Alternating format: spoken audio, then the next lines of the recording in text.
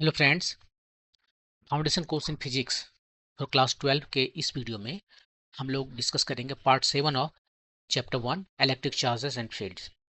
इसके पहले हम लोगों ने डिस्कस किया था इलेक्ट्रिक डायपोल के बारे में। वहाँ पर हमने आप लोगों को दिखाया था कि इलेक्ट्रिक डायपोल जो है उसके वजह से जो फील्ड होते हैं किसी भी आर्बिट्री पॉइंट पर कितना होगा। ये डायपोल है, इसमें दो इक्वल और ऑपोजिट पोलरिटी के चार्जेस एक सम डिस्टेंस पर होते हैं। मान लेते हैं वो 2a डिस्टेंस है और वो 2a डिस्टेंस बहुत छोटा होना चाहिए कंपेयर टू जहां हम मेजरमेंट करते हैं इलेक्ट्रिक फील्ड का। तो लास्ट वीडियो में आपको हमने बताया था कि किसी भी आर्बिट्री पॉइंट पर, कोई भी आर्बिट्री पॉइंट जो है P, जो इसके सेंटर के साथ से थीटा एंगल बनाता है और r डिस्टेंस पर है, तो कितना इलेक्ट्रिक फील्ड होता है यहाँ पर, उसका डायरेक्शन, उसका मैग्नीट्यूड बताया था। और यहीं से मैंने आप लोगों को वो भी डिराइव करके दिखाया था कि टू स्पेशल केसेस, यदि ये उसके एक्सियल पॉइंट पर, एक्सिस पर यदि उसका कोई पॉइंट हो, ये पी पॉइंट यदि यहाँ पर आ जाए जो कि होगा थीटा इक्वल टू 0 डिग्री पर, या फिर दूसरा इसके इक्वेटर पर आ जाए, या जिसको ब्रॉड साइड ऑन पोजीशन भी कहते हैं, वहां पर आ जाए जो कि थीटा इक्वल टू 90 डिग्री पर होगा, तो ये जो जनरल इक्वेशन है इलेक्ट्रिक फील्ड का ड्यू टू ए डायपोल, वो आपको उस यहाँ पर जितना आता है और यहाँ पर जितना आता है वो दोनों आपको दे देगा। यहाँ पर आपको हम एक बार फिर से रिकॉल कर दें कि यहाँ पर जो इलेक्ट्रिक फील्ड है, वैसे तो हमने इस आई और जे के टर्म में दिया था, और फिर फाइनली उसको हमने इस रेडियल और ये टेंजेंशियल जो है, इसको एंगुलर हम कहते हैं, ये आर के डायरेक्शन में और ये थीटा के डायरेक्शन में हमने निकाल के दिखाया था। और इसका रिजल्टेंट जो है, सो जो एंगल बनाता है वो अल्फा, वो सभी हमने बताया था। अभी जस्ट रिकॉल करने के लिए आपको हम बता देते हैं कि इलेक्ट्रिक फील्ड जो है वो रेडियल डायरेक्शन में कितना होता है, वो होता है constant times p cos theta by r cube. और ये जो थीटा डायरेक्शन है उधर कितना होता है, यहाँ पर जस्ट यूनिट वेक्टर दे दिए ताकि इसको वेक्टर लिख सके। ये होता है 1/4 पाई एप्सिलॉन नॉट इस थीटा डायरेक्शन में, जो कि इसके परपेंडिकुलर है आर पर। ये आर जो है सो परपेंडिकुलर है थीटा डायरेक्शन पर। ये होता है p sine theta by r cube theta direction में। यहाँ पर 2 भी होता है, एक 2p cos थीटा आर में। और यदि ये दोनों से आप कंप्लीट यदि इसका मैग्नीट्यूड निकालें, तो ये दोनों तो परपेंडिकुलर है एक दूसरे पर, तो सिंपली इसका पाइथागोरस थ्योरम यूज करके आप निकाल सकते हो। और ओ कितना आता है, वो आता है यहाँ से देख लीजिए 1/4 पाई एप्सिलॉन नॉट। ये तो कांस्टेंट है, पी भी बाहर आ जाएगा, ये भी कांस्टेंट है, आर बाई क्यू भी बाहर आ जाएगा, और ये भी 2 cos थीटा का होल स्क्वायर और साइन थीटा का होल स्क्वायर, ये कितना हो जाएगा 3 cos स्क्वायर थीटा प्लस 1। ये मैग्नीट्यूड है। तो आपको ये याद रखना है, आपको ए याद रखना है, आपको ए याद रखना है। और एंगल जो टेन अल्फा है, अल्फा कौन सा एंगल है, अल्फा एंगल है ये जो रिजल्टेंट है वेक्टर, ये जो ई बना रहा है किसके साथ, आर के साथ, ओ है। और ओ कितना होता है, वो होता है टेन थीटा डिवाइडेड बाई 2। ये सभी आपको याद रखना है। अब हम क्या करते हैं, यहाँ पर एक क्वेश्चन है, एग्जाम्पल है 1.9। इसमें क्या बोल रहा है, two charges plus minus 10 microcoulomb. देखिए बहुत छोटा चार्ज है, तो 10 माइक्रोकुलम का चार्ज है यहाँ पर, एक प्लस में एक माइनस में, उसको ये बी पर रख दिया गया है, इस फिगर को देखने के लिए बोल रहा है। 5 मिलीमीटर पार्ट है, ये दोनों के चार्जेस के बीच का जो डिस्टेंस है वो 5 मिलीमीटर है। ये मिलीमीटर कम है या ज़्यादा है हम वैसे नहीं कह सकते, हमें देखना पड़ेगा कि हम जो ऑब्जर्व कर रहे हैं इलेक्ट्रिक फील्ड वो कितना दूर में है। तो उस डिस्टेंस आर जो है, यहाँ से जो डिस्टेंस आर है उसके कंपेयर में ये जो दोनों चार्जेस के बीच का जो डिस्टेंस है वो कितना है, वो क्या ये जो आर है वो क्या 100 गुना 200 गुना ज़्यादा है, तब तो कहेंगे यार बहुत छोटा है। लेकिन यदि ये जस्ट 3 गुना ज़्यादा है इससे, तो हम नहीं कह सकते कि ये आर बहुत ज़्यादा है इससे, तो इसको हम डायपोल नहीं कह सकते। तो डायपोल का फार्मूला हम नहीं लगाएंगे। डायपोल का जो भी फार्मूला ये सारे हमने बताए वो उस केस के लिए है जब, ये इंपॉर्टेंट है, ये आर जो है वो much much greater than 2a है। 2a इसके बीच का डिस्टेंस है, दोनों चार्जेस के बीच का डिस्टेंस है। तभी ये फार्मूला लगा हुआ है, क्योंकि इसको डिराइव करने के समय हमने ए यूज किया है। ओके, तो यहाँ पर जो है हम देखते हैं कि क्या हो रहा है।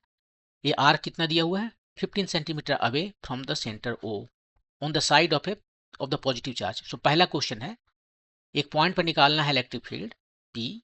देखिए पी यहाँ पर दिया हुआ है, जो कि यहाँ से 15 सेंटीमीटर दूर में है, और बी क्वेश्चन में लिखा है कि सेम 15 सेंटीमीटर दूर में है, लेकिन ये क्यू पॉइंट पर है, इसके परपेंडिकुलर बाइसेक्टर पर है।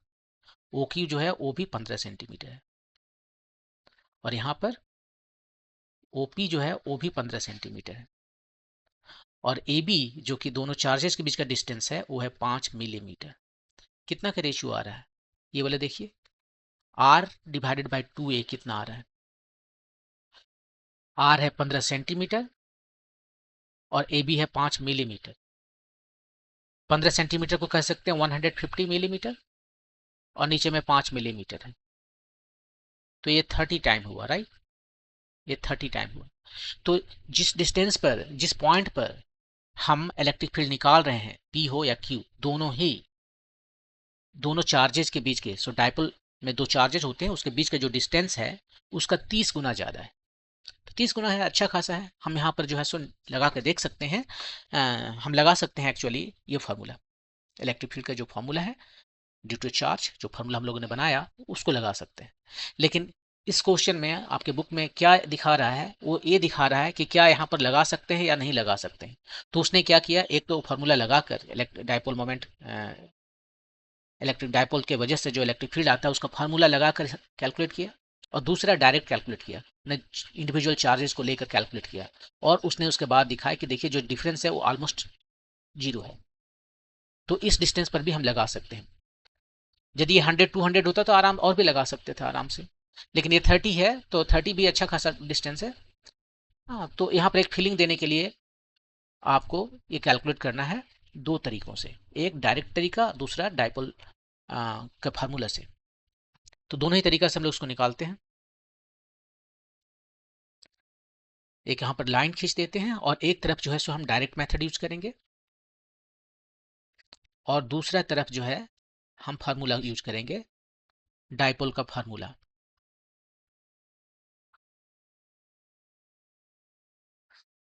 डायरेक्ट मेथड यूज करते हैं पहले। तो देखिए ये दो ठो चार्जेस हमारे पास है, ए है बी है, यहाँ पर माइनस क्यू चार्ज है, जो कि यहाँ पर प्लस क्यू चार्ज है, और क्यू है 10 माइक्रोकूलम। और जिस पॉइंट पर हमें बताया गया है निकालने के लिए वो है यहाँ पर P, और ये P का डिस्टेंस यहाँ से है 15 सेंटीमीटर, जिसको भी R कहते हैं। तो बताइए यहाँ पर R के टर्म में और इसको 2a के टर्म में हम निकाल लेते हैं पहले, उसके बाद में वैल्यू रख देंगे लास्ट में। तो यहाँ पर जो इलेक्ट्रिक फील्ड होगा इसके वजह से, B के वजह से, यहाँ पर जो इलेक्ट्रिक फील्ड होगा P पर, वो दो वजहों से होगा, B पर जो चार्ज है उसके वजह से, और A पर जो चार्ज है उसके वजह से। B पर जो है पहले तो कांस्टेंट है 1/4πε0, चार्ज Q आया, डिस्टेंस देख लीजिए R माइनस 1a होगा, यहां से यहां तक 1a है, यहां से यहां तक 1a है, R माइनस 1a का स्क्वायर, डायरेक्शन किधर है, राइट, ठीक है, वो हो गया। और उसके बाद दूसरा जो है a के वजह से जो है वो कितना है, सेम 1/4πε0 Q, आपकी डिस्टेंस हो गया R plus a whole square. लेकिन चार्ज यहाँ माइनस है तो माइनस यहाँ लिख दें, या डायरेक्शन को, माइनस का मतलब है डायरेक्शन लेफ्ट है, राइट ना, तो ये दोनों को माइनस करना पड़ेगा, या डायरेक्टली यदि लिखना हो तो चार्ज को यहीं पे लिख देते हैं, और इसका डायरेक्शन किधर है, राइट में है। वेक्टर लिखे हैं तो डायरेक्शन देना पड़ेगा, राइट साइड में इसका डायरेक्शन है। जो कांस्टेंट उसे बाहर करते हैं, Q/4πε0 होल स्क्वायर, नहीं होल स्क्वायर नहीं है, इधर जो बच गया 1/r minus a whole square minus 1/r plus a whole square. अब इसका वैल्यू जो है सो आपको सब्स्टिट्यूट करना है और रख के देखना है कि कितना आता है। Q का वैल्यू है 10 माइक्रोकूलम, ये लिख दिया, माइक्रो मतलब 10⁻⁶, और 1/4πε का जो वैल्यू आता है वो होता है 9 × 10⁹।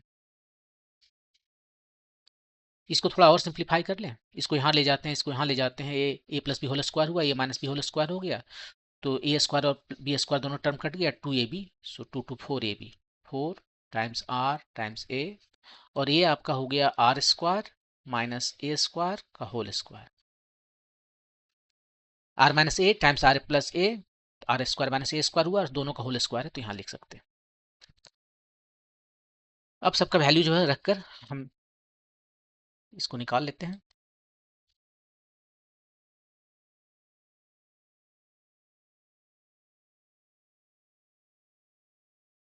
9 टाइम्स 9 1 10 6, 4 आ गया इधर, इधर 4 है, आर कितना है, आर है जो डिस्टेंस 15 सेंटीमीटर, सब हम इसको एसआई यूनिट में लिखते हैं, 15 सेंटीमीटर है तो इसको हम 15 टाइम्स 10⁻², मीटर हो गया। ए कितना है, ए है 2a है आपका, ये 2a ए बी जो है वो 2a है 5 मिलीमीटर, तो 2.5 मिलीमीटर हो गया, तो 2.5 मिलीमीटर को हम मीटर में लिखते हैं, ये मीटर में हो गया। आर स्क्वायर लिखते हैं, आर स्क्वायर और ए स्क्वायर, आर जो है सो आपका है 1.5, जो भी वैल्यू यहाँ पर देख लीजिए लिखिए, तो ये हो गया 225 टाइम्स 10⁻⁻⁴, और ये हो गया आपका 6.25 टाइम्स 10⁻⁻⁶, और ये सभी का स्क्वायर हो गया। अब आप सब यदि इन सबको कैलकुलेट कीजिए, अब ये सारे कैलकुलेशन हम नहीं करने वाले हैं, आप यदि कैलकुलेट कीजिए तो आपको कितना आएगा, ये आएगा 2.7 टाइम्स 10⁵ इतना न्यूटन पर कूलम, ये आपका इलेक्ट्रिक फील्ड है राइट साइड में।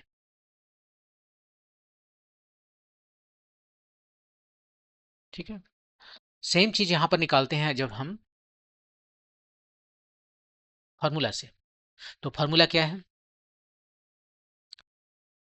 यहां पर जो है ये जो है डिस्टेंस है r, और ये है 2a माइनस क्यू है प्लस क्यू है, ये जो है r जनरल फार्मूला है वो हमारा इसके लिए है, ये थीटा के लिए है, थीटा 0 पुट कर देंगे यहाँ पर। ठीक है, तो ई आर कितना आ जाएगा, ई आर आ जाएगा, ई आर कितना होता है, क्यों हम इसका जनरल फार्मूला लगा रहे हैं, क्यों ना हम सीधे ये फार्मूला लगा दें, इलेक्ट्रिक फील्ड का ये फार्मूला जो है 1/4πε0 p/r³ times 3 cos square theta plus 1, तो हम डायरेक्ट वही फार्मूला लगाते हैं, 1/4πε0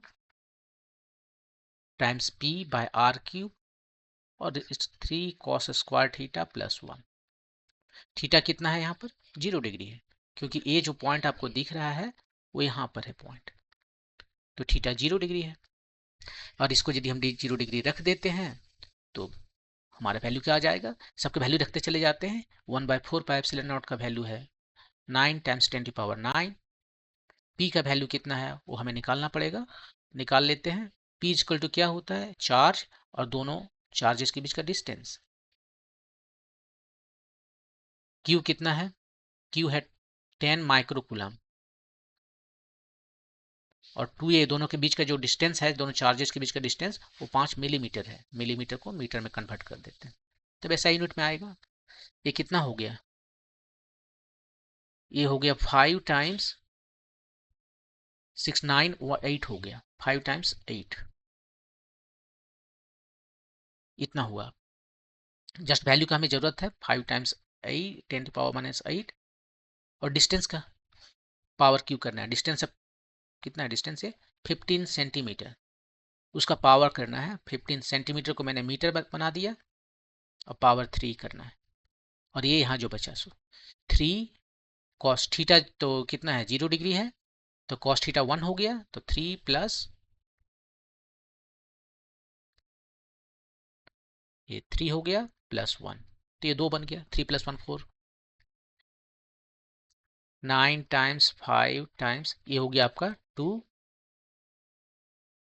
और नीचे है 15, और इधर जो भी आ गया सब देख लीजिए कितना है, ये हो गया 10 दोनों मिलके, और ये ऊपर चला गया 6, तो 10 और 6 7, बस ये देखिए 5 से 3 बार में चला गया, 3 से 3 बार में चला गया, 6 टाइम्स 10⁻7 आया, 6 टाइम 10⁻7 न्यूटन पर कूलम आया।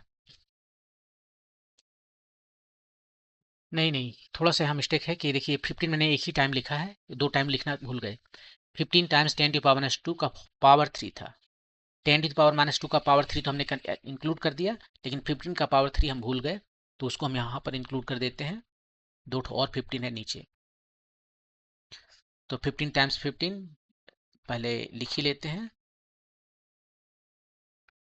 और आपका आ गया ये, मान लीजिए ऊपर में 200 है, तब हम यहाँ पर लिख सकते हैं 10⁵, और नीचे में कितना है 75, 25 का टेबल पढ़ेंगे तो आ गया ये 26 पॉइंट, नहीं 80 नहीं होगा, जस्ट 8 होगा,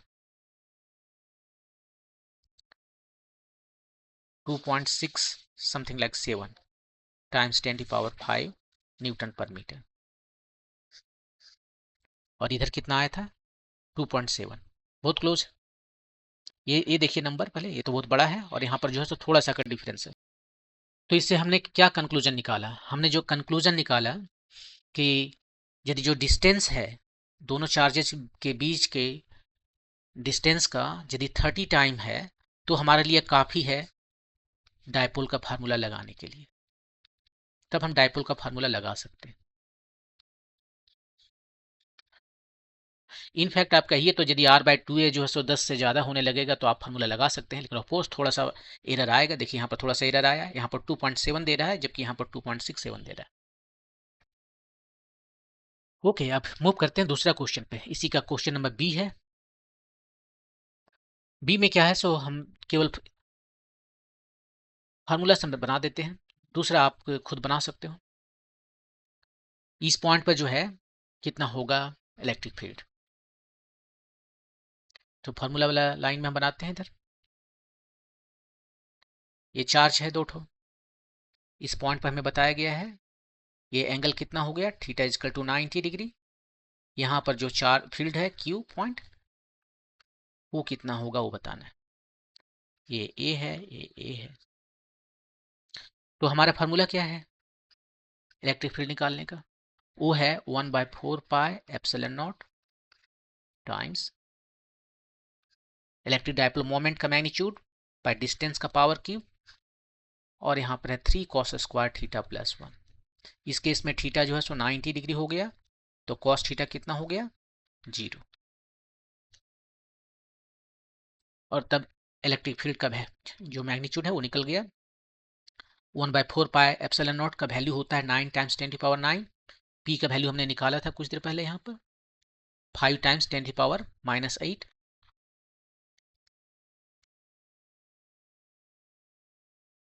5 टाइम्स 10⁻⁻8, ये पी हो गया। आर क्यूब, आर है 15 सेंटीमीटर, ये मीटर बना दिया, और पावर 3 लेना है। और ए जो आपका है वो तो 0 हो गया पहला वाला, क्योंकि कॉस थीटा ही 0 है, थीटा 90 होने की वजह से 0 + 1 ये सिंपली 1 है।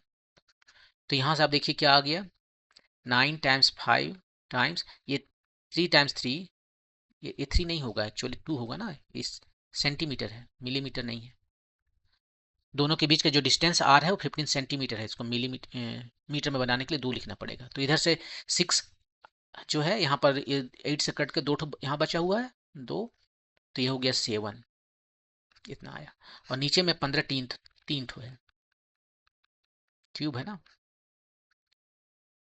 3 बार में चला गया, 3 × 3 = 9, 3 × 5 = 15। तो ये आपका हो गया 75 नीचे में, ऊपर से 100 ले लेते हैं, और ये कितना हो गया 10⁵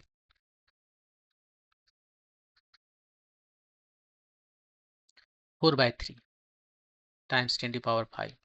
याद कीजिए हमने कहा था इसका फॉर्मूला में आप यदि देखें, यहाँ फॉर्मूला है, फॉर्मूला देखें कि ये जो रेडियल डिस्टेंस पर, मैंने इसको कहते हैं एक्सियल पॉइंट, इसके एक्सिस पर यदि कोई पॉइंट है और इसके इक्वेटर पर कोई पॉइंट है, डिस्टेंस यदि ओरिजिन से सेम है, ओरिजिन मतलब इसके मिड पॉइंट से, ये जो इलेक्ट्रिक डायपोल है उसके मिड पॉइंट से यदि सेम है, तो क्यू पॉइंट पर इक्वेटर पर उसका इलेक्ट्रिक फील्ड इसका हाफ होता है यदि डिस्टेंस सेम रहा तो यहाँ पर हम निकाल चुके हैं एक्सिस पर हमने कितना निकाला 2.67, इसका हाफ आएगा 1.345 समथिंग लाइक, राइट। 1.33 आएगा। यहाँ पर निकालिए, देखिए कितना आया, 1.33, एग्जैक्टली उसका हाफ आएगा। इतना कूलाम पर न्यूटन पर कूलाम, न्यूटन पर कूलाम। ये आपका इलेक्ट्रिक फील्ड है। डायरेक्शन भी बताना पड़ेगा। इसका डायरेक्शन जो है वो भी बताना पड़ेगा। डायरेक्शन किधर है, डायरेक्शन कैसे बताते हैं, tan alpha is equal to tan theta by 2। Alpha क्या है, अल्फा है एंगल बिटवीन ये वेक्टर आर, रेडियल वेक्टर, मतलब ये हमारे दोनों चार्ज है ना, यहाँ पर अभी जो ये रेडियल वेक्टर है, ओ से लेकर जिस पॉइंट पर हम जा रहे हैं ओ क्यू वेक्टर है, यही रेडियल वेक्टर है, उसके साथ ओ क्यू वेक्टर जो यहाँ पर है, angle between this vector and resultant, ये रिजल्टेंट जो है वो कितना आया, टेन थीटा, टेन थीटा कितना 90 डिग्री है, टेन 90 डिग्री कितना हुआ, इन्फिनिटी। तो टेन अल्फा, ये अल्फा नहीं है, हाँ ये अल्फा तो एंगल है वहां, तो मैं इसको एक्सप्लेन कर रहा हूँ। तो टेन अल्फा जो इन्फिनिटी आ गया, तो अल्फा कितना हो गया 90 डिग्री। तो इसका डायरेक्शन किधर होगा, 90 डिग्री दिखाना है डायरेक्शन आपको, इसके साथ में आपको 90 डिग्री एंटी क्लॉकवाइज इधर दिखाना है।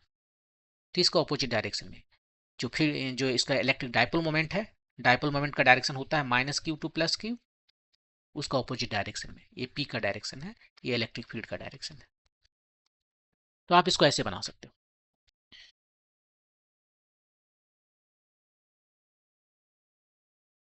मैंने सोचा नहीं बनाऊंगा आपके लिए मेथड जो डायरेक्ट मेथड है, लेकिन मैं फिर भी बना देता हूँ। ये बी वाला है,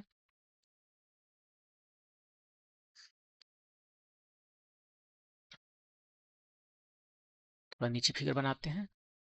ये दो चार्जेस हैं,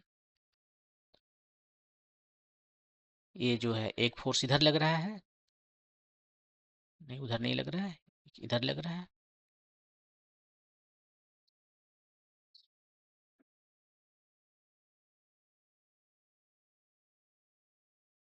एक फोर्स इधर लग रहा है, एक फोर्स इधर लग रहा है, बाकी आपको हटा देते हैं।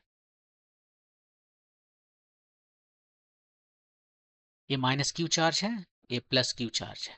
तो +q है तो इलेक्ट्रिक फील्ड इसकी वजह से अवे होगा q से, और -q चार्ज है तो उसके तरफ होगा, ठीक है। और ये डिस्टेंस कितना है वो आपको निकालना होगा। इसको डिस्टेंस को हम d1 कहते हैं, इस डिस्टेंस को d2 कहते हैं। ये a है, ये a है, ये r है। d1 और d2 दोनों सेम है, और वो कितना है, r² + a²। और r² कितना है, r है 15 सेंटीमीटर, इसका स्क्वायर निकालिए। ए कितना है, ये है 2.5 मिलीमीटर, इसका स्क्वायर, और सबका स्क्वायर रूट लीजिए। ये 15 का स्क्वायर हो गया 225, हमें 10⁻² जो है उसको बाहर कर देते हैं, ये बाहर कर सकते हैं यहाँ से भी और यहाँ से भी, प्लस ये कितना है 2.5 है, ये 2.5 मिलीमीटर, तो 2.5 हो गया, ठीक है। तो इसको हम ऐसे लिख सकते हैं 0.25 का स्क्वायर। देखिए 10⁻³ है, एक 10 10⁻1 यहाँ पर रख लिए, तो 10⁻1 क्या करेगा, इसका डेसिमल को लेफ्ट में मूव कर देगा, और जो 10⁻² बच गया है वो तो बाहर निकाले हुए हैं, ये आपका हुआ। तो ये हो गया 225 प्लस ये कितना हो गया 625, 0.0625, ऑलमोस्ट सेम है। देखिए यहाँ पर इग्नोर कर सकते हैं ना, ये 225 है, ये 0.0625 है, 225.0625, ये डिस्टेंस कितना आएगा, बहुत क्लोज आएगा। मैंने कैलकुलेटर यूज किया और इसको अभी देख रहा हूँ मैं कितना आ रहा है, वो बहुत ही क्लोज आ रहा है, 15.002083 ऐसे आ रहा है, इतना टाइम्स 10⁻² मीटर, ये डिस्टेंस है। अब यहाँ पर जो फोर्सेस हैं, इलेक्ट्रिक फील्ड जो है, इसको E1 और इसको E2 कहें, दोनों का मैग्नीट्यूड सेम होगा, और जब दोनों का मैग्नीट्यूड सेम होगा तो डायरेक्शन क्या किधर होगा, इसका जो भी एंगल है उसका हाफ होगा। यदि हम इसको इसके पैरेलल खींच लें और ये एंगल थीटा बोले, तो ये एंगल थीटा होगा, ये थीटा है तो ये भी थीटा होगा, क्योंकि ये दोनों पैरेलल इक्वल है, और ये थीटा है तो ये भी थीटा होगा। तो ये तो टोटल एंगल 2 थीटा हुआ। और जब ये दोनों वेक्टर का वैल्यू सेम है, यदि हमारे पास दो वेक्टर होते हैं ना, एक वेक्टर ये है, एक वेक्टर ये है, और ये दोनों का रिजल्टेंट हमें देखना होता है, हम पैरेललोग्राम मेथड यूज किए, तो ये एंगल जो है यदि ये दोनों वेक्टर सेम हो गया तो इसका हाफ होता है, मैंने एकदम बीचों बीच जाएगा। इट मेक सेंस राइट, क्योंकि यहाँ पर देखिए ये इस डायरेक्शन में है, ये इस डायरेक्शन में है, और दोनों का मैग्नीट्यूड सेम है, तो जो रिजल्टेंट है उसको बीच से जाना होगा। तो यहाँ पर वही सिचुएशन है, ये दोनों का रिजल्ट मैग्नीट्यूड सेम है, तो इसका जो रिजल्टेंट है वो एकदम बीचों बीच से जाएगा। तो डायरेक्शन हमें पता चल गया यहाँ पर तुरंत। मैग्नीट्यूड जो है वो कितना होगा, मैग्नीट्यूड जो है सो निकाल लिया। तो मैग्नीट्यूड जो है सो कितना आएगा, वो आएगा, दोनों का मैग्नीट्यूड लेते हैं, देख लीजिए, इसका हम कंपोनेंट वाइज कर देते हैं। इसको हम यदि x कहें और इसको हम ऊपर वाले को y कहें, तो पहला का x component E1 cos theta, दूसरा का x component E2 cos theta, same direction में है तो ऐड कर दिए, और E1 E2 तो सेम है, E1 और E2 सेम है, इसको ऊपर एरो मार्क नहीं लिख रहे हैं, इसका मतलब मैग्नीट्यूड है। तो इतना आया ये x डायरेक्शन में, और y डायरेक्शन में एक ऊपर आएगा E1 sin theta, E1 sin theta नीचे है, इसको माइनस लिखते हैं, और E2 जो है ये थीटा है, तो इधर कॉस आया तो इसका परपेंडिकुलर डायरेक्शन जो कि y है उधर साइन आएगा, तो हो गया E1 sin थीटा, ये दोनों कट के 0 आ गया। तो Ex का value just 2E1 cos theta निकालना है मुझे। तो Ex जो है 2E1 cos थीटा निकालना है। 2E1 का वैल्यू कितना होगा, E1 का वैल्यू होगा, पहले तो कांस्टेंट है, टाइम्स क्यूब है, डिवाइडेड बाय डिस्टेंस जो है, सो डिस्टेंस यहाँ पर क्या है हमारा D1 है राइट, D1 या D2 जो भी है, डिस्टेंस स्क्वायर हुआ D1 स्क्वायर। अब cos थीटा क्या हो जाएगा, cos थीटा यहाँ से देखिए A divided by D1, A divided by D1, तो ये आपका वैल्यू हो गया, सबका वैल्यू रखते चले जाते हैं। 2 है यहाँ पर, 1/4 पाई एप्सिलॉन नॉट का वैल्यू 10⁻9 है, Q का वैल्यू 10⁻−8 है, नहीं 10 माइक्रोन इतना है। A का वैल्यू यहाँ पर कितना है, दोनों चार्जेस के बीच का जो डिस्टेंस है वो है 5 मिलीमीटर, तो A का वैल्यू हो गया 2.5 मिलीमीटर, 2.5 मिलीमीटर, इसको मीटर में लिखते हैं, और D1 का पावर 3, D1 हमने निकाला है यहाँ पर, इसका पावर 3 करना होगा। तो क्यों ना हम ऐसा करें, D1 का पावर 3 को जो है हम ऐसे लिखें, D1 का पावर 2 टाइम्स D1, और D1 का पावर 2 जो है सो ये जस्ट 225.0625 है, वही लिखते हैं।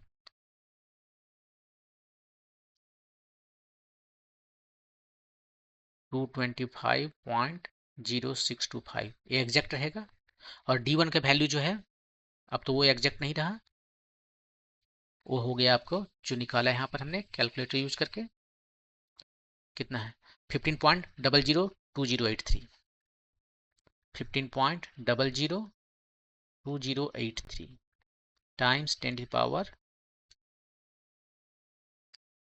यहाँ पर -2 था ना, तो यहाँ कितना हो जाएगा, इसका स्क्वायर में 10 की पावर 4 हो जाएगा। इसके साथ में है 10 की पावर -4, और इसके साथ में है 10 की पावर -2, ये d है और ये d स्क्वायर है। सिंप्लीफाई कीजिए, 2.5 टाइम्स 2 5, 5 टाइम्स 9 45, और इधर हो गया कितना हो गया 9 है, 639, ये तो खत्म हो गया, एक 10 बचा हुआ है, और नीचे में जो है सो ये है हमारा 225.0625 टाइम्स 15.002083, ये 2 और 4 नीचे से ऊपर चला गया, 6 हो गया, तो 4 5, एक जीरो यहाँ है, एक जीरो यहाँ से और ले लेते हैं, और नीचे में जो भी है आपका ये है 0625 टाइम्स 15.002083 टाइम्स 10 की पावर 5, एक यहाँ से ले लिए इधर। अब इसको यदि हम सिंप्लीफाई करें कैलकुलेटर यूज करके तो बताते हैं कि कितना आता है, ये आता है 1.3327779798 कुछ ऐसे। तो इसको अप्रोक्सीमेट करते हैं 1.33 लिखेंगे, राइट। तो देखिए बहुत क्लोज आ गया। ये कितना आया था 1.33, इधर भी आया था, ये भी 1.33 आ गया, इतना न्यूटन पर कूलम। लेकिन यहाँ पर और भी है, ये 28 है। तो इस तरह से बहुत क्लोज आ गया। तो हम इससे बस यही सीखने को मिला कि यदि हमारा डिस्टेंस जहां पर हम इलेक्ट्रिक फील्ड निकाल रहे हैं वह आर, दोनों चार्जेस के बीच का जो डिस्टेंस है उससे यदि अब 30 हो या 30 से ज़्यादा हो तो हम डायपोल का फार्मूला लगा सकते हैं, क्योंकि दोनों में सेम दिया, तब हम डायपोल फार्मूला यूज करेंगे। एक्चुअली 20 ऊपर भी लगा सकते हैं, 10 पर भी मुझे लगता है ठीक ठाक रहेगा, थोड़ा सा आपको एरर आएगा, अभी जो एरर है बहुत कम है। तो ये था, आपको एक डायपोल दे दिया गया और वहां पर आपने कैलकुलेट करके देखा न्यूमेरिकल वैल्यू कि यदि हम डायपोल का फार्मूला लगाते हैं तो कितना आता है, और जब हम डायरेक्ट उसको निकालते हैं तो कितना आता है। ये याद रखिए, यदि आपके बीच ये जो डिस्टेंस है वो बहुत कम हो जाए, मान लीजिए 10 के नीचे आ जाए, तब आपको डायरेक्ट फार्मूला लगाने में ही फायदा है। और यदि 2-4 डिस्टेंस है, मान लीजिए r/2a जो है सो 2 है या 3 गुना है, तब तो आप मस्ट ही डायरेक्ट फार्मूला लगाइए। डायरेक्ट फार्मूला मतलब डायरेक्ट कैलकुलेशन कीजिए, चार्ज इंडिविजुअल चार्जेस को ले लेकर कैलकुलेशन कीजिए, डायपोल फार्मूला नहीं लगाइए। ओके, अब जो है नेक्स्ट टॉपिक है dipole in a uniform external field. अभी तो डायपोल को आपने देख लिया कि डायपोल है वो इलेक्ट्रिक फील्ड क्रिएट करता है अपने हर एक पॉइंट पर, कोई भी चार्ज क्रिएट करता है। डायपोल के साथ इंटरेस्टिंग इसलिए है कि ये जो दोनों चार्जेस हैं इसका अमाउंट सेम है, और यदि इसे मिलाकर देखें, नेट चार्ज यदि आप देखें, क्यू नेट देखें तो 0 हो गया। उसके बाद में भी ये इलेक्ट्रिक फील्ड क्रिएट करता है,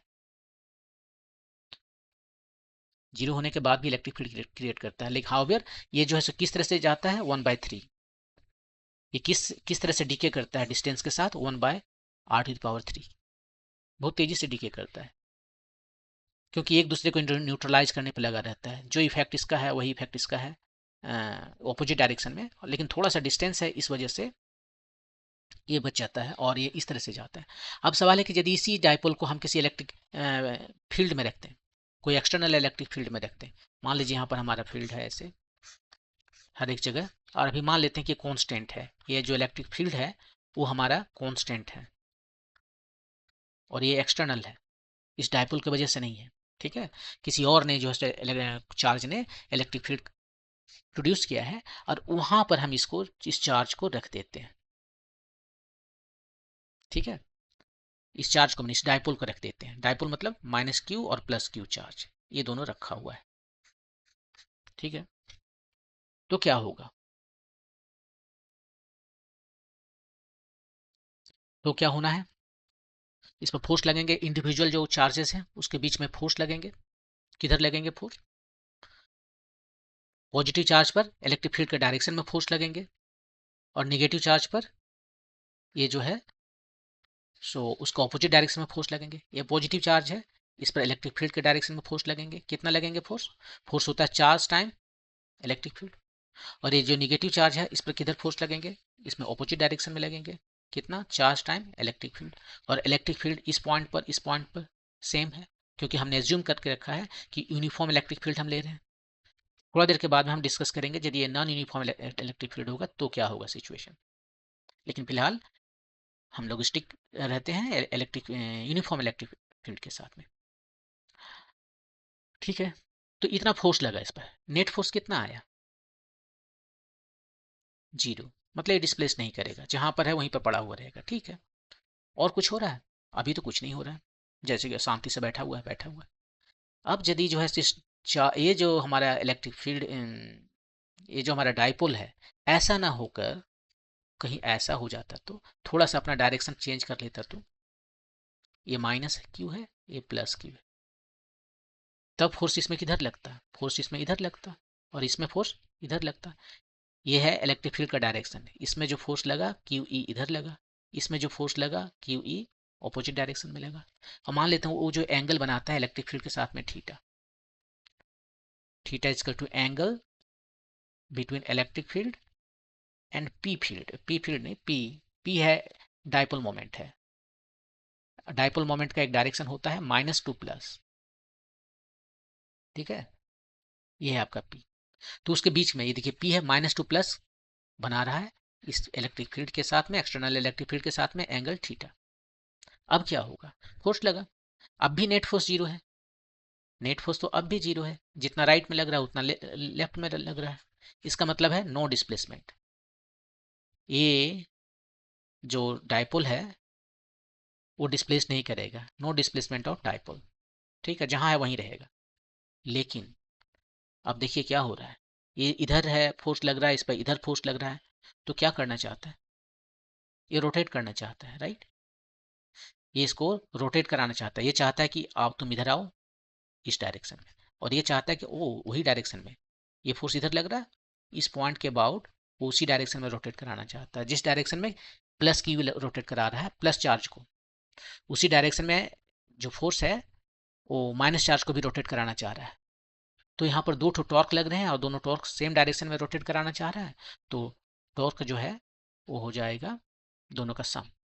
कितना हो गया, हाँ। टॉर्क कैसे निकालते हैं, तो टॉर्क को देखिए आप तो ऐसे निकाल सकते हो, यदि वेक्टर फॉर्म में लिखना चाहते हो तो आर क्रॉस एफ। आर कितना है, यहाँ से यहाँ तक का जो डिस्टेंस है उसका मैग्नीट्यूड जो कि ए है, और एफ कितना लग रहा है वो है क्यू ई, और दोनों के ए क्रॉस बी है तो ए बी साइन थीटा, और डायरेक्शन ये दोनों पर परपेंडिकुलर, तो साइन थीटा, और डायरेक्शन है परपेंडिकुलर। तो ये तो एक फोर्स की वजह से हुआ, और दूसरा की वजह से भी सेम है, एग्जैक्टली सेम है ये दूसरा की वजह से, और डायरेक्शन दोनों का सेम है तो ऐड कर देंगे a times q E sine theta is equal to, ये हो गया 2 टाइम्स ए क्यू, इसको ब्रैकेट में लिख लेते हैं ई साइन थीटा, और ये 2a क्यू क्या है, 2a है distance between two charges and Q उसका चार्ज, इसको कहते हैं electric dipole moment P E sine theta, और डायरेक्शन इसका था इधर, राइट। डायरेक्शन था इलेक्ट्रिक फील्ड, और ये जो वेक्टर है उसके परपेंडिकुलर, मान लीजिए ये जिस प्लेन में है उसके परपेंडिकुलर डायरेक्शन में। इसी को हम लिख सकते हैं ऐसे, ये साइन थीटा आ गया है, तो साइन थीटा को हम लिख सकते हैं इस फॉर्म में लिख सकते हैं, पी हमारा एक वेक्टर है और ई हमारा वेक्टर है, इस फॉर्म में लिख सकते हैं। अब देखिए क्या आ गया, पी साइन थीटा आ गया, डायरेक्शन पी और ई का डायरेक्शन किधर होगा, पी की ओर अपना फिंगर रखिए, ई की ओर कर्ल कीजिए, आपको डायरेक्शन दिखाएगा। यहाँ पर आप चाहिए पी किधर है आपका, ये है पी का डायरेक्शन, यहाँ पर देखिए ये है आपका पी का डायरेक्शन, और वहां से इलेक्ट्रिक फील्ड के डायरेक्शन में आप कर्ल कीजिए। ठीक है, किधर दिखा रहा है आपका थंब, नीचे दिखा रहा है, इस स्क्रीन के प्लेन में नीचे दिखा रहा है, राइट। और यहाँ पर जो डायरेक्शन है वो एन, वो किधर था, वो जो है आप वहां कैसे दिखाना था, वहां भी तो नीचे ही था। आपका फिंगर किधर रहता है, जो कर्ल के डायरेक्शन में जिधर घूम रहा है ये, उसके डायरेक्शन में आप यदि इसे रोटेट करेंगे तो नीचे ही दिखा रहा है। या फिर आर क्रॉस एफ कीजिए, ये आपका आर वेक्टर है, ये आपका आर वेक्टर है, और एफ की तरफ आर की तरफ फिंगर रख के कर्ल कीजिए, वही डायरेक्शन दिखा रहा है, तो ये बिल्कुल एग्जैक्ट सही हो गया। आप चाहते तो इसको ऐसे भी लिख सकते थे, इसको पहले स्केलर फॉर्म में लिख लेते, वो क्या होता है force into force arm, right, force time force arm,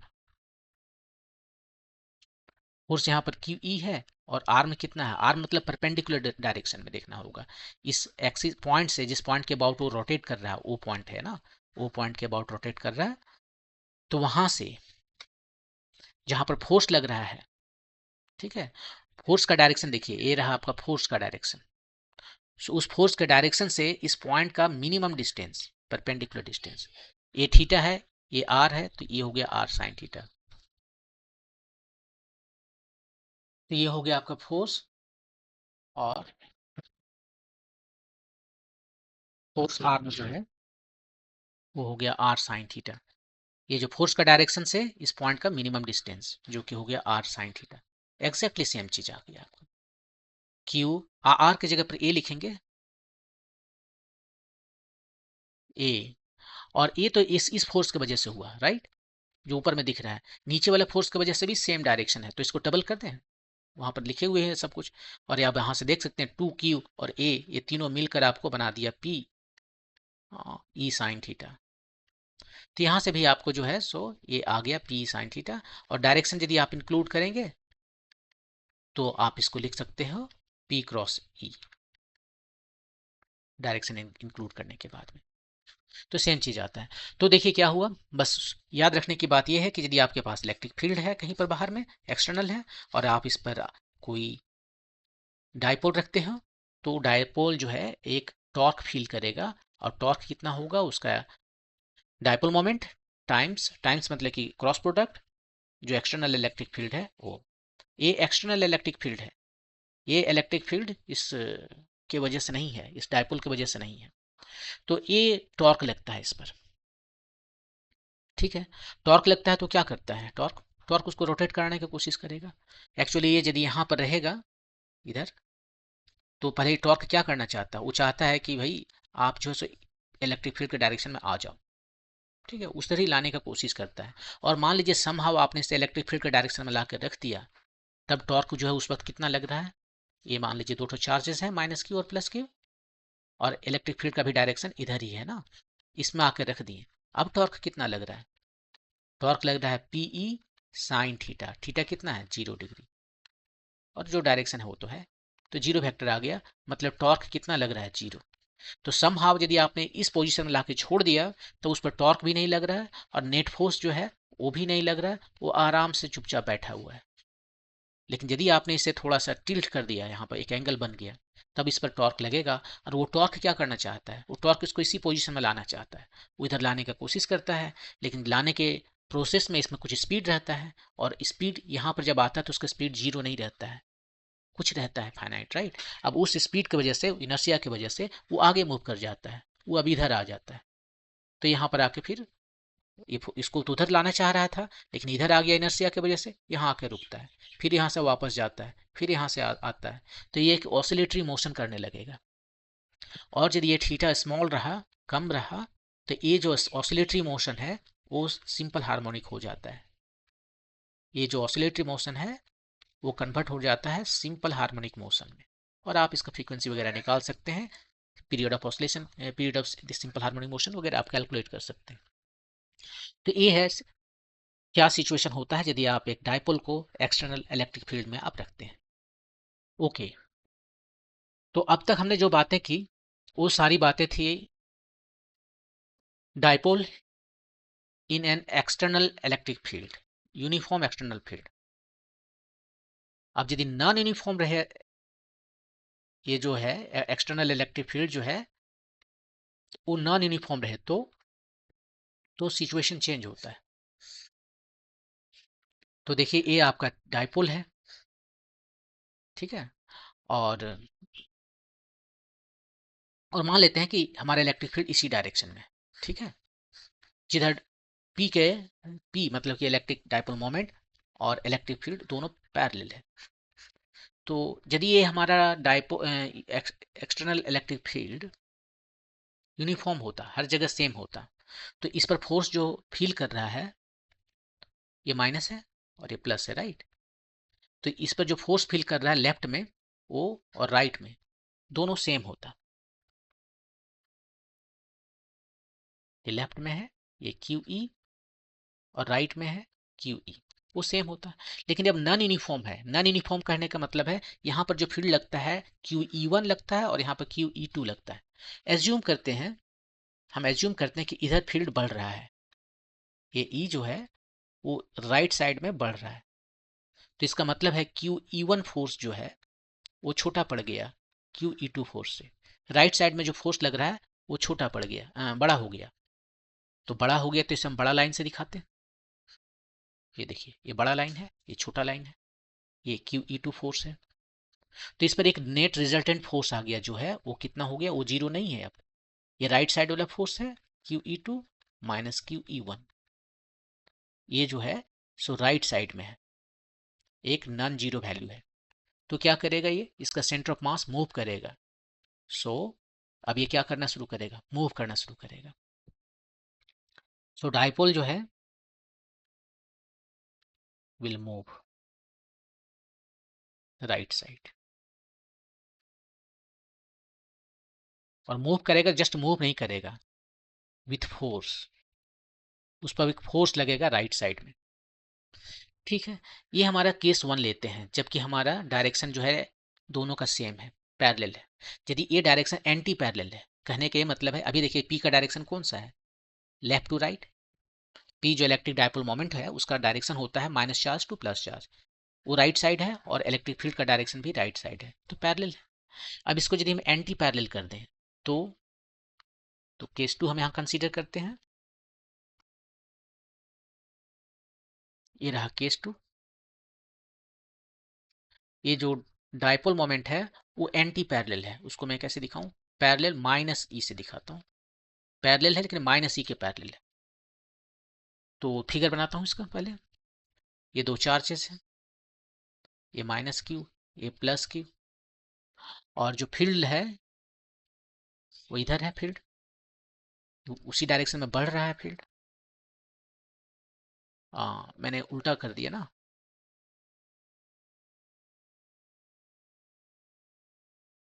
ये हो गया प्लस और ये रहेगा माइनस, ये माइनस। अब पी का डायरेक्शन जो है सो लेफ्ट में है, और ई का डायरेक्शन राइट में है। लेफ्ट दिखाने के लिए हम क्या करते हैं, पी का एरो ही जो हम लेफ्ट में कर देते हैं, ये लेफ्ट में है और ये राइट में।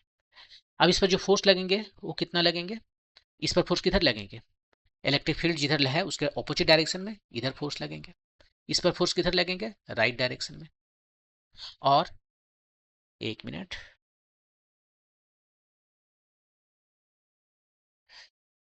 इस पर जो फोर्स लग रहे हैं उसको हम यहाँ पर दिखा रहे हैं, ये देखिए, इस पर फोर्स ज्यादा लगेंगे क्योंकि E2 इधर बढ़ रहा है ना, यहाँ पर ये जो फोर्स है QE2 है, और इस पर जो फोर्स लग रहे हैं वो राइट साइड में लगेंगे, QE1। QE2 जो है वो ज्यादा बड़ा है QE1 से। ठीक है, तो इस पर जो नेट फोर्स आया वो किधर आया, नेट फोर्स, ज्यादा बड़ा फोर्स लेफ्ट में है, तो नेट फोर्स आया QE2 माइनस QE1। QE2 पहले लिखे हैं, उसका डायरेक्शन है लेफ्ट में, तो लेफ्ट में लग रहा है। तो अब डायपोल क्या करेगा, अभी ये डायपोल जो है वो एक्सलरेट करेगा या उस पर फोर्स के साथ मूव करेगा टुवर्ड्स लेफ्ट डायरेक्शन।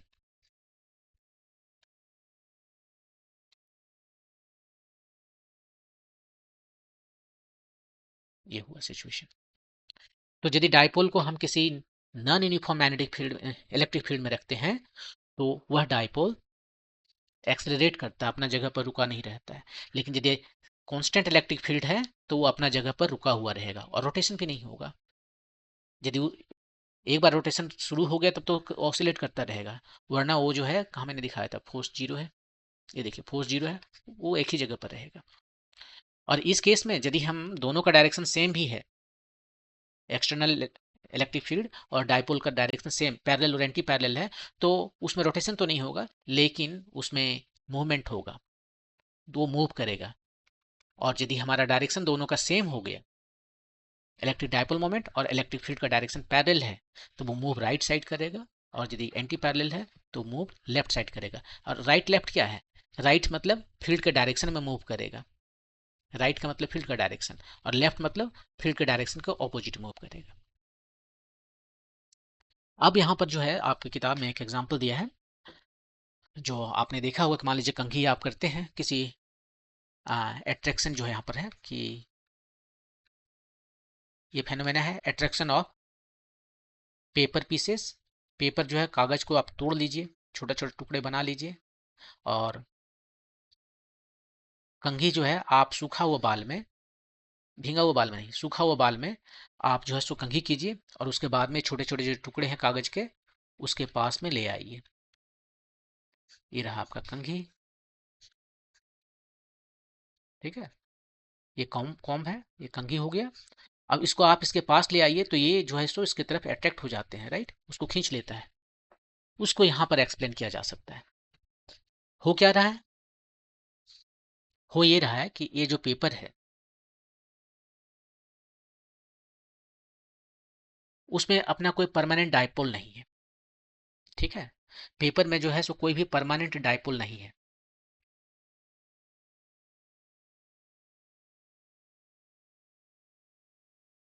नहीं है, ठीक है। तो क्या होगा, परमानेंट डायपोल नहीं है तो।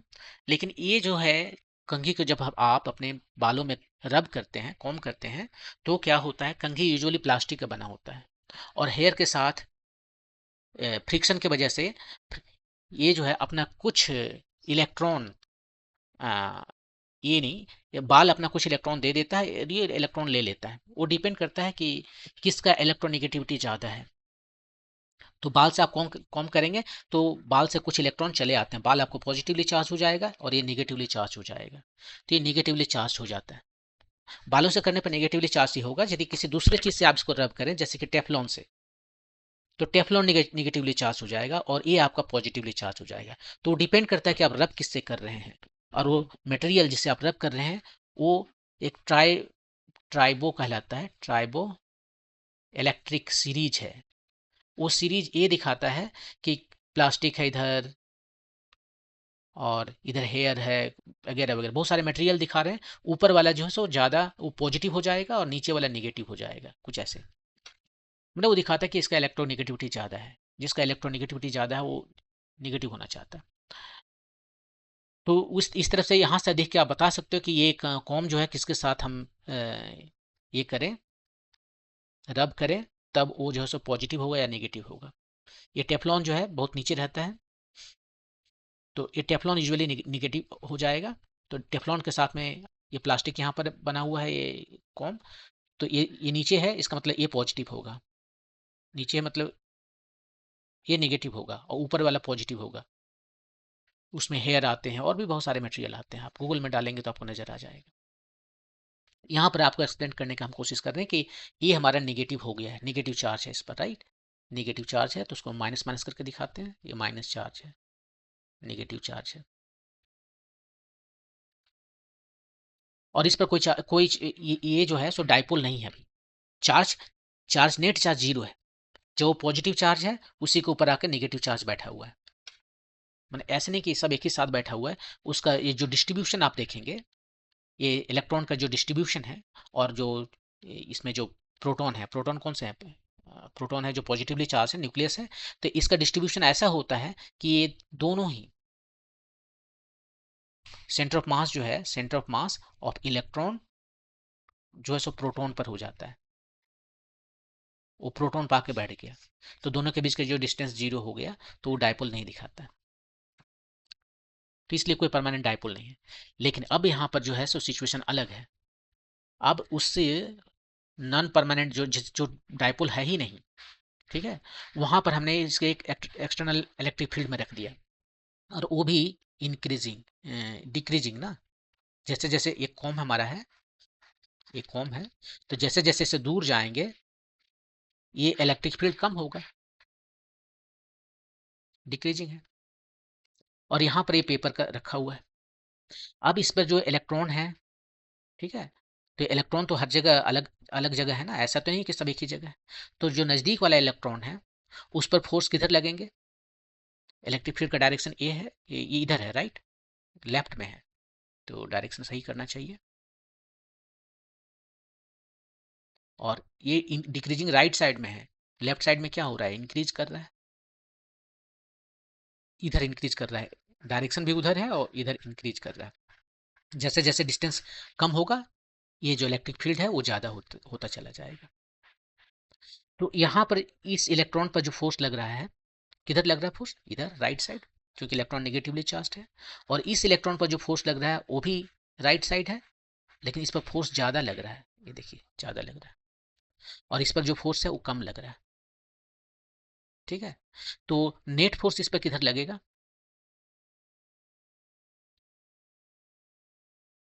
तो इस तरह से इलेक्ट्रॉन पर जो है हर एक जगह सब राइट साइड में फोर्स लग रहा है, और प्रोटॉन जो है उसको लेफ्ट साइड में फोर्स लगेगा। तो इससे क्या होगा, इससे होगा ये कि जो इलेक्ट्रॉन है उस पर राइट साइड में फोर्स लग रहा है क्योंकि वो निगेटिवली चार्ज है। तो वो सारे इलेक्ट्रॉन थोड़ा सा जो अभी यहाँ पर थे उसका सेंटर ऑफ मास, तो इलेक्ट्रॉन का सेंटर ऑफ मास यहाँ से बढ़ के इधर आ गया, ये इलेक्ट्रॉन का सेंटर ऑफ मास हो गया। और प्रोटॉन जो है उसको अपनी ओर खींचेगा, ठीक है, तो थोड़ा सा वो भी इधर आएगा, यहाँ पर आ गया ये प्रोटॉन। तो इस तरह से एक डायपोल बन गया, और डायपोल का डायरेक्शन किधर है, -2 इधर है। तो डायपोल जो है इसको ये अपनी ओर खींचेगा। अब ये तो इलेक्ट्रिक फील्ड ने इसको एक डायपोल बना दिया है, यहाँ प्लस देखिए माइनस देखिए, और उसके बाद में यहाँ पर जो है सो निगेटिव चार्ज है, तो निगेटिव चार्ज इसको अपनी ओर खींचेगा, ठीक है, और ये भी अपनी ओर खींचेगा, लेकिन ये फोर्स कम है। अभी जो इसके पहले एक्सप्लेन किया कि अब जो नॉन यूनिफॉर्म इलेक्ट्रिक फील्ड है उसमें आपका चार्ज ऐसे रखा हुआ है, एक डायपोल रखा हुआ है, और उस डायपोल को किधर जाता है, डायपोल डायपोल जाता है, यदि ये पैरेलल है एंटी पैरेलल है, ये डायपोल का डायरेक्शन पैरेलल हो गया इलेक्ट्रिक फील्ड के डायरेक्शन से। तो डायपोल का डायरेक्शन जो है इलेक्ट्रिक फील्ड के डायरेक्शन से सेम हो गया, तब यह इलेक्ट्रिक फील्ड के डायरेक्शन में मूव करेगा, मतलब लेफ्ट में मूव करेगा, और ये अट्रैक्ट हो रहा है। उसके बाद यहाँ पर देखिए मैंने दिखाया था आपको कि यदि ये दोनों पैरेलल है, डायपोल का मोमेंट का डायरेक्शन, डायपोल मोमेंट का डायरेक्शन और एक्सटर्नल इलेक्ट्रिक फील्ड का डायरेक्शन यदि दोनों पैरेलल है, तो किसके डायरेक्शन में जाता है, यहाँ लिखा था मैंने राइट। राइट का मतलब राइट में तो फील्ड है, ये देखिए राइट में फील्ड है, तो फील्ड के डायरेक्शन में जाता है, अलोंग फील्ड, जिधर फील्ड है उधर ही जाता है। और यदि ये एंटी पैरेलल है तो उसका ऑपोजिट जाता है, फील्ड के डायरेक्शन का ऑपोजिट जाता है। यहाँ पर जो है इस पेपर के एग्जाम्पल में तो इस तरह से हमने अभी आपको दिखाया कि यदि एक्सटर्नल फील्ड का डायरेक्शन पैरेलल होते हैं डायपोल के मोमेंट के, तब वो जो है फील्ड के डायरेक्शन में फोर्स लगता है। फोर्स किधर लगता है, अलोंग फील्ड के डायरेक्शन में, डायपोल पर जो फोर्स है। और दूसरा, यदि ये एंटी पैरेलल है, इलेक्ट्रिक फील्ड जो एक्सटर्नल है वो एंटी पैरेलल है पी के, तो उस केस में फोर्स किधर लगता है, वो इसके पैरेलल नहीं, क्या कहते हैं इसे, एंटी पैरेलल लगता है। ई जिधर लग रहा है उसके एंटी पैरेलल लग रहा है।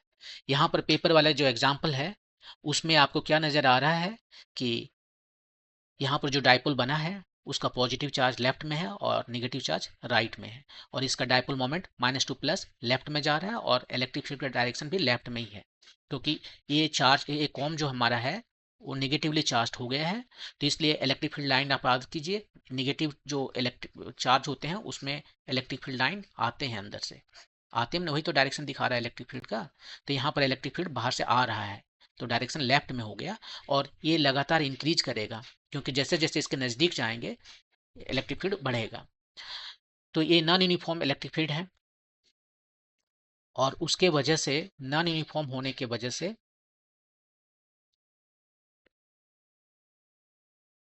यहाँ पर जो इसमें डायपोल इंड्यूस्ड हुआ है उस डायपोल को अपनी ओर अट्रैक्ट करेगा, तो इसलिए अट्रैक्शन होता है। देखिए इसमें जो इंड्यूस्ड हो रहा है डायपोल मोमेंट, डायपोल जो इंड्यूस्ड हो रहा है वो उसके लिए ये जरूरी नहीं है कि इसे नॉन यूनिफॉर्म होना है।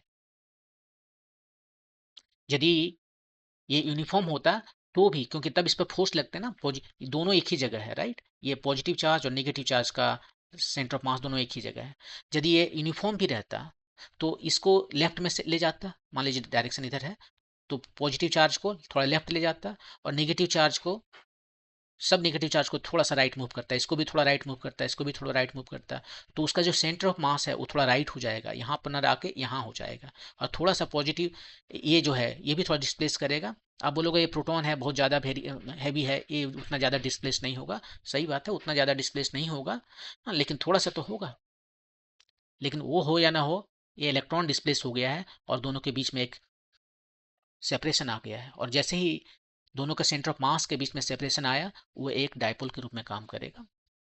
तो ये यहाँ पर एग्जांपल था कि किस तरह से जब हम कॉम को ड्राई हेयर में कंघी करने के बाद में पेपर के छोटे छोटे टुकड़े के पास ले जाते हैं तो उसको अट्रैक्ट करता है। ये क्वांटिटेटिवली मैंने आपको एक्सप्लेन किया है। ओके, नेक्स्ट जो है सो आपको बताते हैं कि ये नेक्स्ट वीडियो में बताएंगे, ये है continuous charge distribution. Continuous charge distribution बताएंगे और गॉस लॉ बताएंगे, वो नेक्स्ट वीडियो में बताएंगे। Thank you.